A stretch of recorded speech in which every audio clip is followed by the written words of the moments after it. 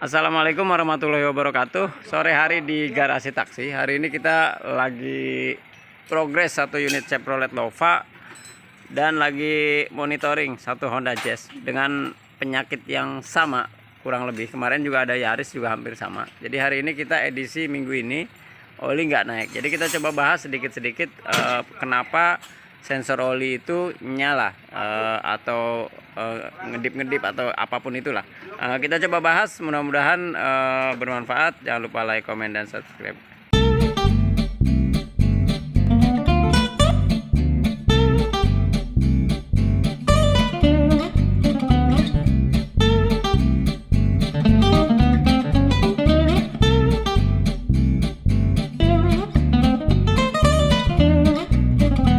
Jadi langsung aja, hari ini kita kedatangan Chevrolet Nova dari Om Najib. Indikasinya apa boleh saya tiduran lagi orangnya.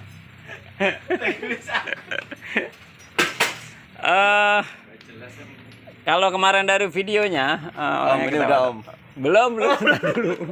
Please, ini kita lagi bikin konten nih. Please jangan diganggu. Sebentar dulu ya. Ya, tar dulu. Aduh, ini gimana sih ini? Ini video kagak jelas ini. Ini bukannya kelar dulu pada memancing nih koplo. Tar dulu, Gojeknya lagi mau datang. Jadi ini kemarin di videoin sama Om Najib. Mudah-mudahan videonya masih ada. Nanti saya coba taruh di sini, di dalam sini, supaya teman-teman edisinya kelihatan ya. Nah, jadi semua mobil itu kan ada indikator olinya. Jadi kalau di sini kelihatan nggak ya? Coba kita cek dulu. Enggak, masalah kontak. Kontaknya, akinya masih nempel ya? Jadi kurang lebih begini aja deh. Kalau di kontak keluar nggak?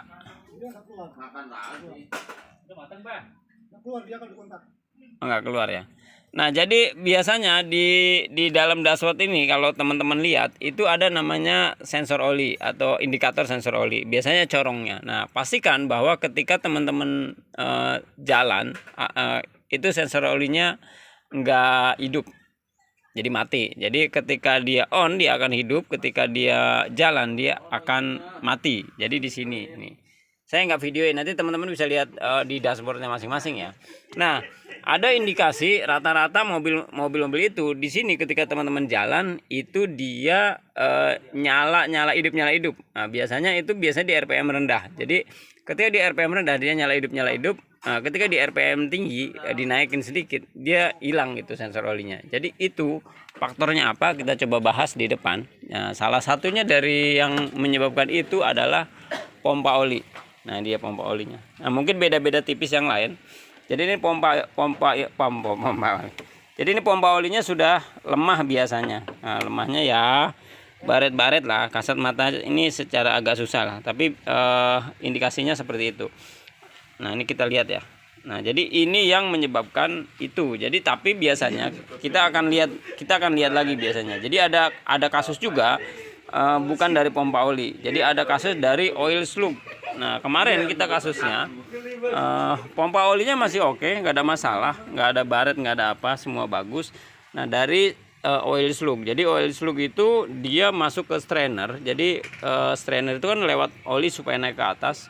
Nah, itu dia udah mampet. Jadi mampet, kita buang, ada di video shot saya. Jadi itu akhirnya mampet ke atas. Jadi dia ketika RPM rendah dia nyala dan RPM tinggi dia hilang. Nah, itu mungkin teman-teman nanya nih, hati-hati nih, ini warning banget nih.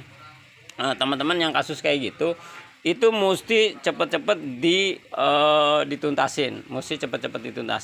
Cari bengkel terdekat. Kenapa? Jadi ketika teman-teman ada kasus seperti itu, berarti oli yang dari bawah sini, yang dari bawah mesin itu dia nggak naik ke head, Jadi dia itu bahasanya di sensornya.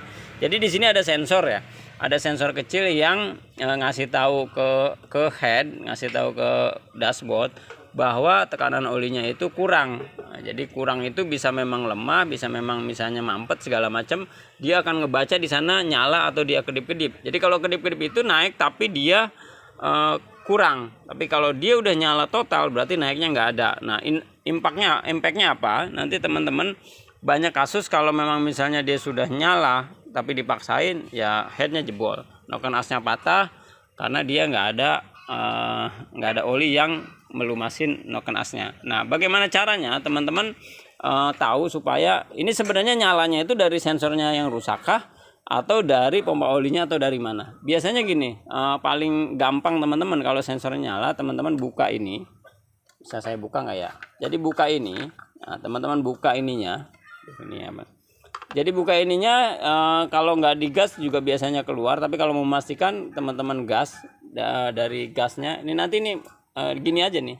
Ini ada keluar oli apa enggak? Kalau dia kencang, misalnya tetap keluar kencang dan dia nggak ngeretek biasanya, berarti sensor olinya yang error. Jadi secara oli naik ke atasnya benar, tapi ngebacanya error. Nah, itu bisa jadi seperti itu. Tapi selama kita di sini jarang banget sensor olinya yang error kalau nggak ada masalah yang lain. Oke, kita bahas masalah oli sensornya. Kenapa? Rata-rata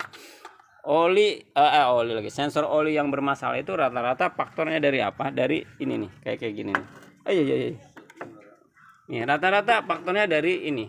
Nah, jadi mesinnya kotor, oil slug segala macam, nutupin sensor oli. Jadi otomatis sensor olinya akan rusak atau dia akan ketutup. Jadi tekanannya itu bermasalah. Nah, itu yang salah satu menyebabkan sensor oli rusak. Nah, oleh karena itu. Tadi saya sampai mana ya? Saya udah lupa. Sampai mana tadi? Sampai sensor oli yang sebabnya sensor oli rusak salah satunya dari oil slug itu. Nah, oleh karena itu kita dari bengkel selalu teman-teman perhatikan untuk penggantian oli.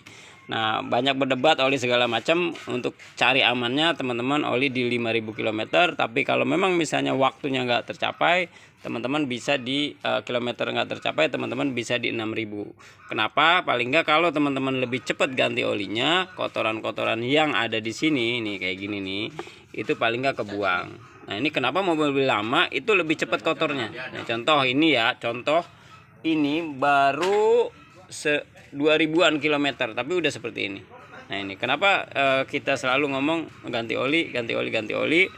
Ya, ini untuk jangka panjang, tapi balik lagi ke teman-teman pilihan masing-masing.